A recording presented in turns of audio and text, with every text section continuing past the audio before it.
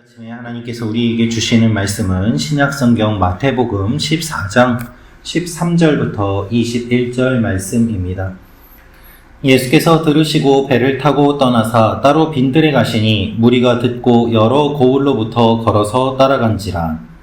예수께서 나오사 큰 무리를 보시고 불쌍히 여기사 그 중에 있는 병자를 고쳐 주시니라.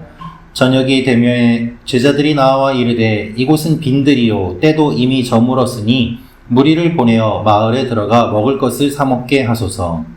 예수께서 이르시되 갈 것 없다. 너희가 먹을 것을 주라. 제자들이 이르되 여기 우리에게 있는 것은 떡 5개와 물고기 2마리 뿐이니이다. 무리를 명하여 잔디 위에 앉히시고 떡 5개와 물고기 2마리를 가지사 하늘을 우러러 축사하시고 떡을 떼어 제자들에게 주시매 제자들이 무리에게 주니 다 배불리 먹고 남은 조각을 12바구니에 차게 거두었으며. 같이 읽겠습니다. 시작. 먹은 사람은 여자와 어린이 외에 5,000명이나 되었더라. 아멘. 오늘 말씀은 세례 요한이 죽은 이후에 예수님께서 오병이어 사건 기적을 보여주시는 내용입니다. 이 말씀을 통해서 우리가 알 수 있는 몇 가지 내용이 있습니다. 첫째로 예수님께서 우리를 불쌍히 여겨주십니다 라는 것입니다. 예수님께서 우리를 불쌍히 여겨주십니다. 13절 14절 말씀을 제가 읽어드리겠습니다. 예수께서 들으시고 배를 타고 떠나사 따로 빈들에 가시니 무리가 듣고 여러 고을로부터 걸어서 따라간지라. 예수께서 나오사 큰 무리를 보시고 불쌍히 여기사 그 중에 있는 병자를 고쳐 주시니라. 아멘. 13절 말씀을 보면 예수께서 들으시고 라고 되어 있는데 무엇을 들으셨는가 하면 세례 요한이 죽었다는 소식을 들으셨습니다. 그의 제자들이 예수님께 와서 세례 요한이 죽게 된 그 연유를 다 이야기를 한 것을 주님께서는 들으시고 배를 타고 떠나서 따로 빈들로 가셨습니다.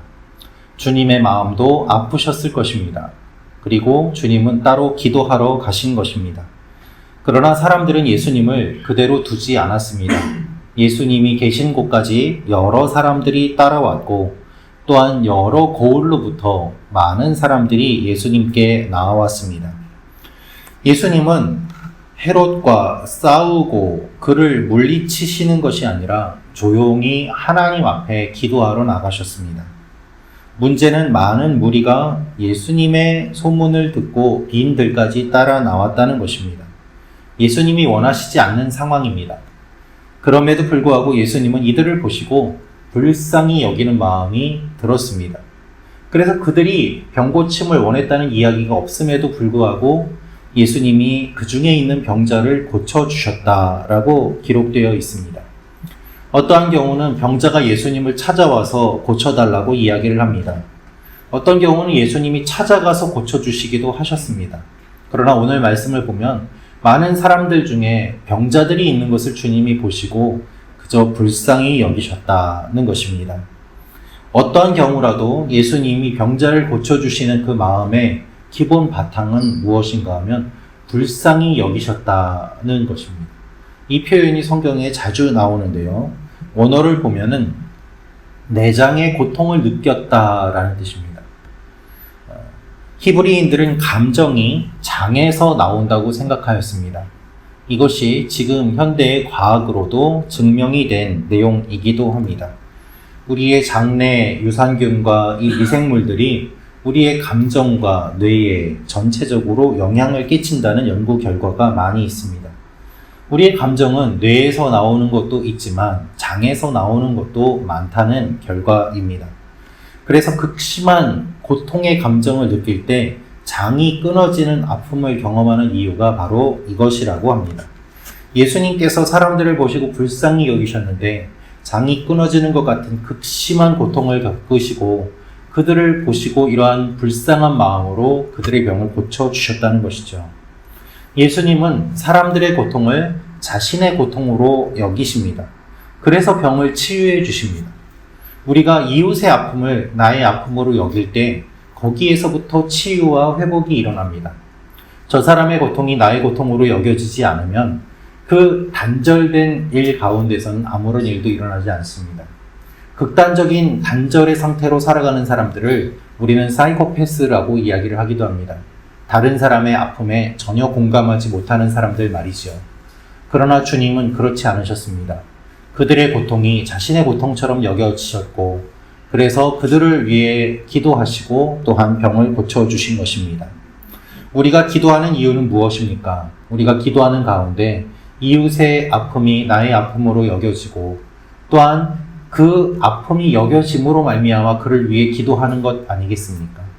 그래서 우리의 기도의 지경이 넓어짐으로 말미암아 우리는 더 많은 사람들을 위해 기도하고 또한 더 많은 사람들의 아픔에 공감하게 됩니다.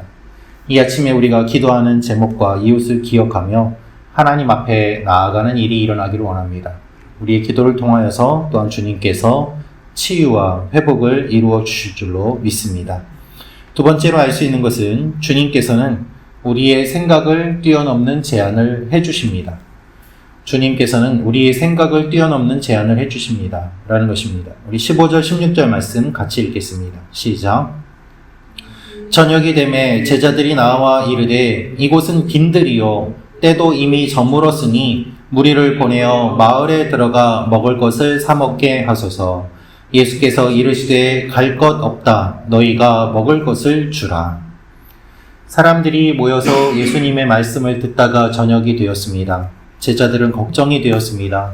이 많은 사람들을 어떻게 먹이나 하는 걱정입니다. 그들은 사람들을 돌려보내고 각각 먹을 것을 사 먹게 하소서라고 이야기를 하였습니다.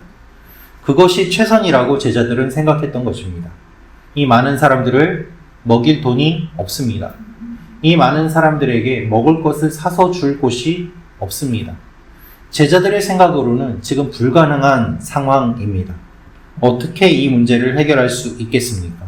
그래서 그들이 예수님께 이야기한 내용이 무리를 보내어 마을에 들어가 먹을 것을 사 먹게 하소서라는 것이 그들의 최선이었습니다.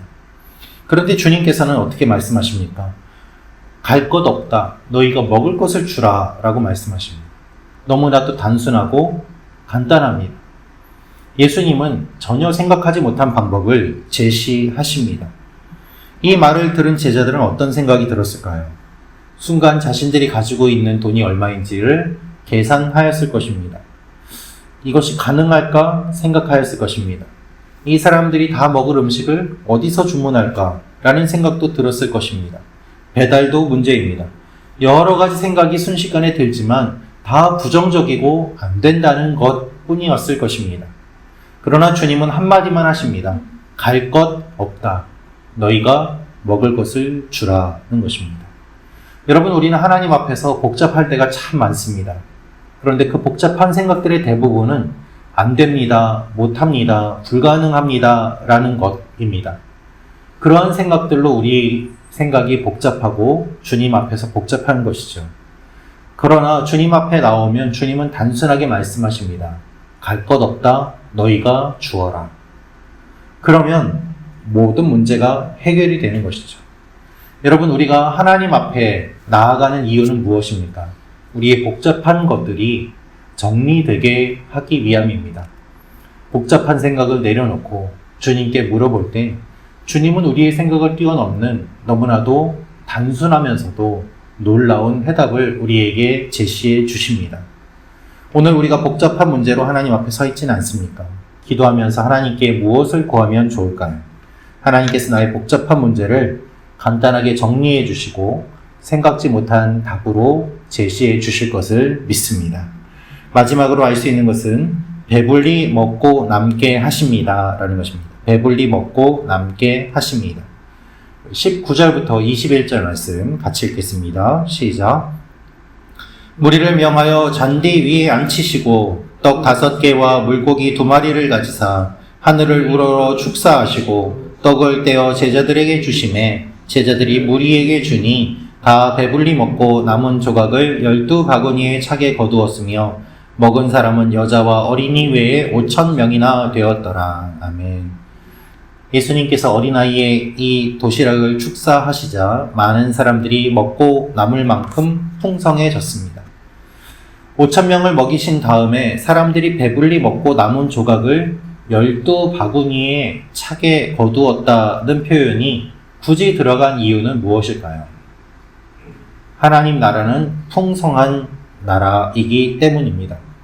배부르게 먹은 사람들은 더 이상 먹을 것에 욕심을 부리지 않습니다.